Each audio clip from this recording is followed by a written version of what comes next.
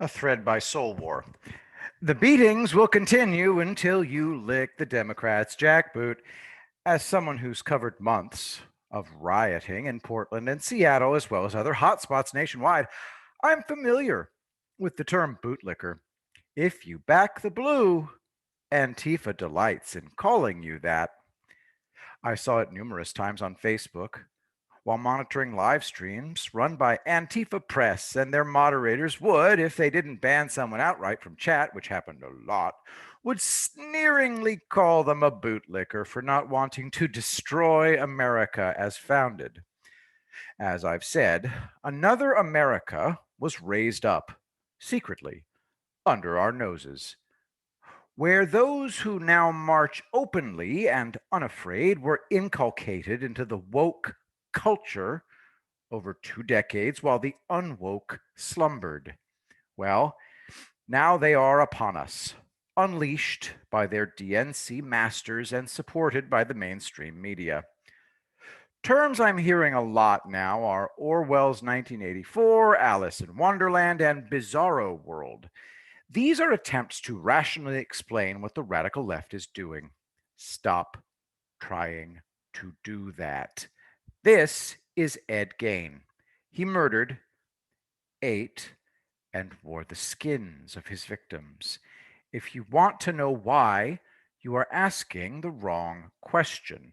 If you knew why, you'd be as dangerous as he was. They studied Gein for years. I read a book on what he did, and it cured me of caring about a dark soul's motives. Worrying over motive is stupid. I'm not a lawyer or a court. I don't care why. The relevant question of a concerned person who cares about humanity is, did the wrongdoer pay in any meaningful way for what they did? In Gein's case, the answer is no. He richly deserved execution, but was placed in a mental hospital where he died decades later. He's autographing a book written about the murders because he had a fan club. Look up what he did because I refuse to read it again. It's been 3 decades since I familiarized myself with what he did, and I'd need another psychic shower. How did I segue from Antifa to Gein? Take a wild guess.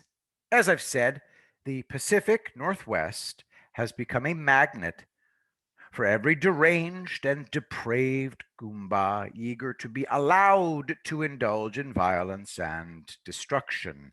They are being cast as stunning and brave champions in the left's crusade to turn day into night. Guys like this on social media are eagerly waiting to call the sane and unwoke bootlickers as they marshal their forces in deep blue cities to smash aside literally anyone who stands in their way. The violence of these Marxist mobs is growing to keep the mainstream media covering the riots. Any attempt to reason with or, God help you, disagree with their unholy crusade is instantly met with a snarling verbal demands to shut up or get lost. If you don't, you just gave them permission to physically savage you. None of this just happened. It was done by design. It started with microaggressions I refer to as acting like a normal American. Those verboten actions were triggering young minds programmed to trigger at them. Watch, waves American flag, young skull full of Marxist mush. Then words equals violence. So, from safe spaces to self defense, punching or attacking someone for words that they don't agree with. Inference, shut up or there will be trouble. To go 1000% unpleasant, fest or physical attacks to teach program you in the speech codes they need you to accept to garner more control. Then your thoughts were violence. by merely appearing to hold certain beliefs, you deserved to be attacked or even killed. Are you sensing the pattern here? In Portland, America equals Nazi. To wear this hat would be provocative and invites physical attack. Now, when you shut up, when you don't wear anything provocative and are careful about what you do, it doesn't matter. Your silence is lack of agreement. So that is violence. See what those driving this bizarro world clown car have done? No escape. Lick their boot or else. As I've stated repeatedly, the Democrats and those pushing them to do all this, hey, how's all of that foreign money looking to you now, greasy shitweasels, have no idea how the majority of Americans see all this. They think we are all like the demented mental patients in Portland.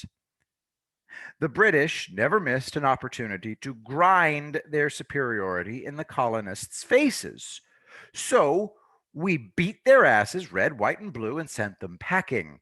The Germans underestimated us twice, along with the Japanese Empire. They simply don't know who we are. Americans, poisoned by a foreign influence called Marxism, think they can intimidate us into their craftily prepared serfdom. Vote for us or we'll ruin everything you love. They really do need to work on that sales pitch. There are bootlickers in America. Then it's not us. Keep your insanity. I'm full up. And as for the bizarro world you wanted to force us all to live in 2 weeks, I get to watch that world collapse as the new religion heralding it loses its inertia and social value almost overnight. We get on with our lives as amazing times begin. The enemies of humanity and improvement will be knocked aside, out of the way, to either eventually fall into place and take part or remain in their personal hells. I won't give a damn. It's not my job to fix stupid or crazy.